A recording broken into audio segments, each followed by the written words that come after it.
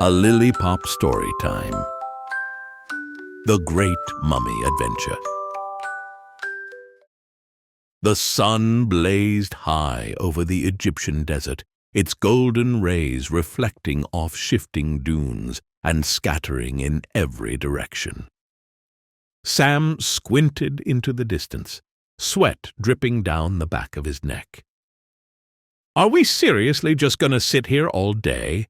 he asked, nudging Ella, who was nose-deep in a book about ancient hieroglyphics. "We're not just sitting here," Ella said, not looking up. "We're absorbing the atmosphere. Imagine everything these sands have seen. Thousands of years of history right beneath our feet." "Absorbing atmosphere," Max muttered from the shade of a nearby rock. "Great. Let me know when you've absorbed a way out of this heat."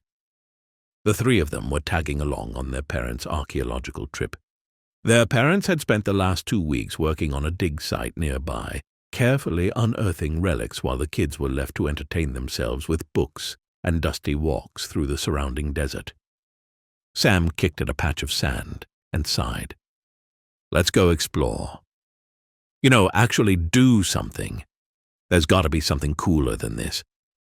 Ella hesitated but finally closed her book. "Fine, but we're not doing anything reckless." Max groaned. "Why do I feel like we're going to do something reckless?" A secret door. They didn't have to walk far to find it. Just over the next ridge, Sam spotted a strange shadow cutting into the sandy slope. As they approached, they saw that the shadow belonged to a half-buried stone door. It was framed by carvings of jackals, scarabs, and the unmistakable shape of a pyramid. "Whoa," Sam said, running his fingers over the ancient symbols. "This is awesome!" Ella frowned. "This wasn't on the site map."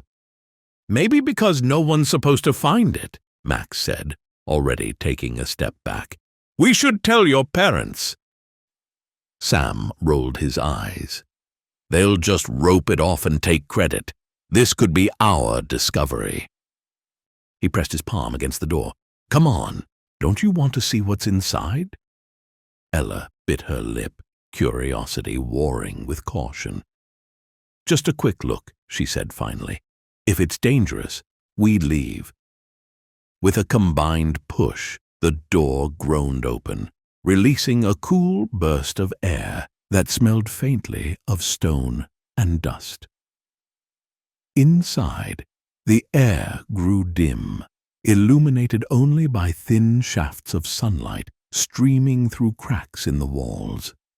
And there, in the center of the chamber, was a massive wall covered in glowing symbols. The riddle wall. "What is that?" Max asked, his voice barely above a whisper. Ella stepped closer, tracing her fingers over the glowing etchings. "A riddle wall, it's like a test." Sam grinned. "A test for what?" Ella squinted at the first line, her lips moving silently as she read. Finally, she said, "To those who seek, I offer a door. Pass my test, and you'll find more. But beware the traps that lie within. Only the wise and brave shall win." Sam stepped back, clearly impressed. "Cool." "It's not cool," Ella said. "It's dangerous. These riddles were meant to protect treasures or curses." Sam was already scanning the wall. "What's the first riddle?" Ella read aloud. "I have no legs, yet I travel far. I have no lungs, yet I sing. I have no life, yet I bring life." "That's easy," Sam said. "It's a river." The wall glowed brighter, and with a low rumble the floor beneath them shifted. A hidden door slid open, revealing a winding passageway lit by faintly glowing carvings. "Okay," Max said, panic creeping into his voice. "It worked. Now let's go back and—" But Sam was already heading down the passage. "Come on, we're just getting started." The Sand Room. The passage opened into a cavernous chamber with walls lined with intricate carvings of jackals and scarabs. At the center of the room, sand poured steadily from the ceiling into a pit, its level rising rapidly. Is it supposed to be doing that?" Max asked. "Probably not," Ella said. She scanned the walls, spotting a series of levers on one side and strange symbols on the other. "The riddle must have triggered this." Sam moved toward the levers. "What do we do? Start pulling?" "No," Ella said. "We need to figure out which one stops the sand. Look for a clue." Max pointed to the wall. "There's something written here." He brushed away the dust, revealing more glowing hieroglyphs. "A gift of life, a sign of peace. To stop the sands, find the keys." Ella's eyes lit up. "The hieroglyph for peace is a dove. Look for a lever with a dove." Sam ran to the levers, squinting at the tiny carvings on each handle. "Got it!" He pulled the lever, and the sand slowed, but didn't stop. Guys?" Max said, pointing to the rising sand. Ella ran to the next wall, scanning the symbols. "We need the one for life." "It's a sun." Max spotted it and yanked the lever. The sand stopped completely, and another door slid open, revealing yet another passage. "Piece of cake," Sam said, grinning. Max shot him a look. "If this is cake, I'm not hungry anymore." The Tomb of Shadows. The new passage was narrower, forcing them to walk single file. The air felt colder here, damp and heavy, as if it had been sealed for centuries. Their footsteps echoed eerily, and Max's flashlight jittered in his shaky hand. "I don't like this," Max whispered. "What if the next room is, I don't know, a pit of snakes or something?" "Snakes don't make riddles," Ella said, though her voice sounded uncertain. "Whatever it is, we'll solve it. Just stick together." Sam, at the front of the line, suddenly froze. Guys? We've got company." The passage opened into a circular chamber lit only by faint blue glows along the walls. Strange, shadowy figures began to stir, peeling themselves away from the carvings.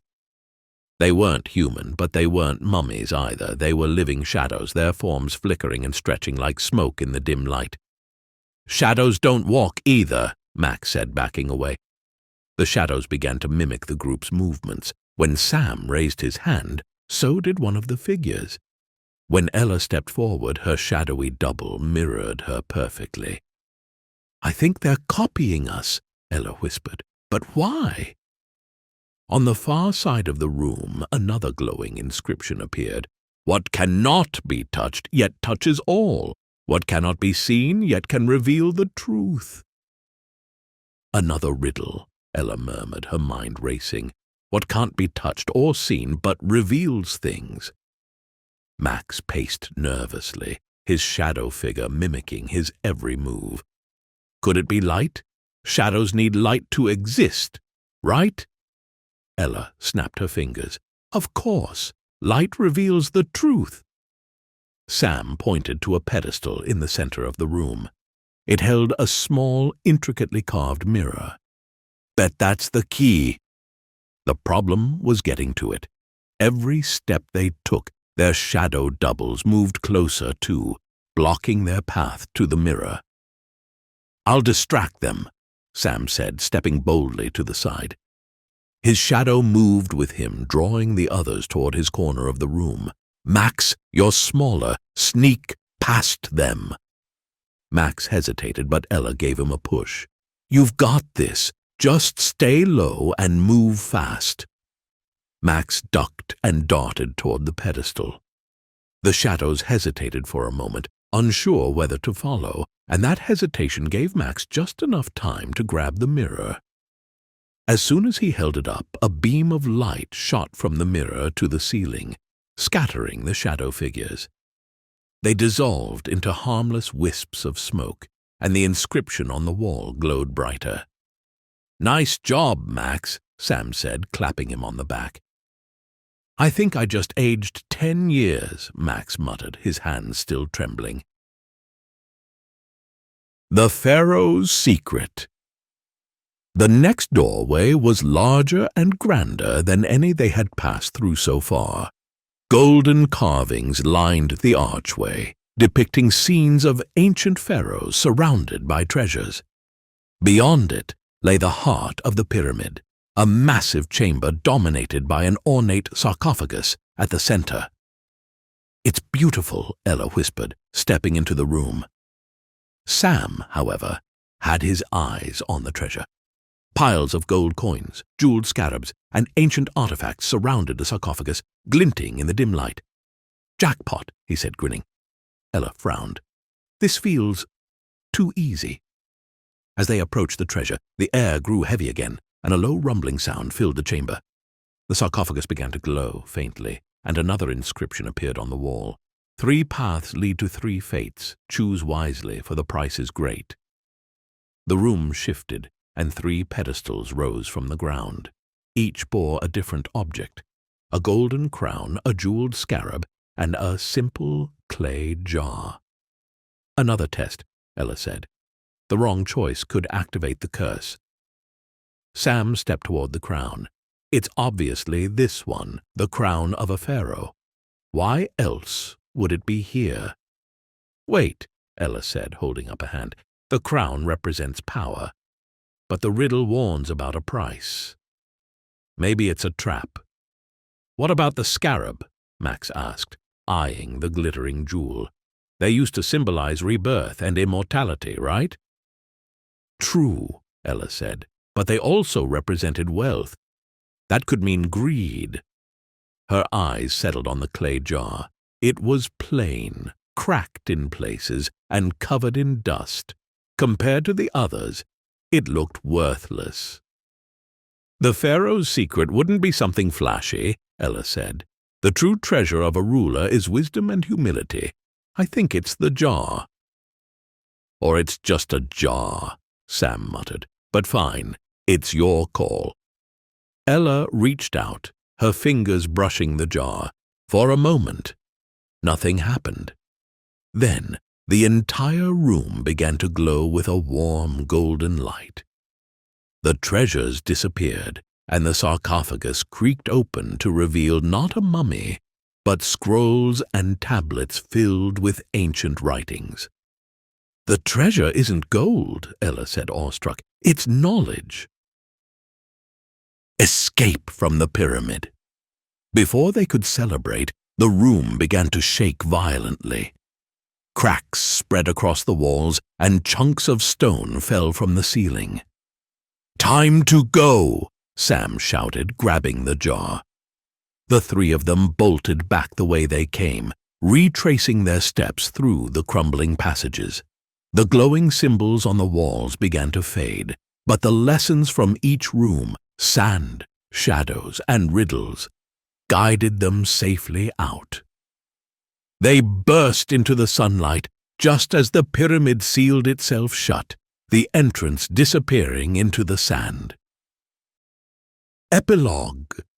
Later that evening, as they sat around the campfire, Ella turned the clay jar over in her hands.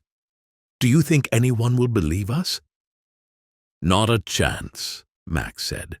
"But that's okay. Some things are better kept secret." Sam grinned. "So, same time tomorrow?" Ella laughed. "Let's give it a day. I need a break from being cursed." The 3 friends leaned back, the stars above as bright as the glow of the riddle wall, their adventure etched into their memories forever. And that's the end of today's tale. Another adventure told, another memory made. Until next time, dream big and join us again soon for more Lilypop stories to lighten your day.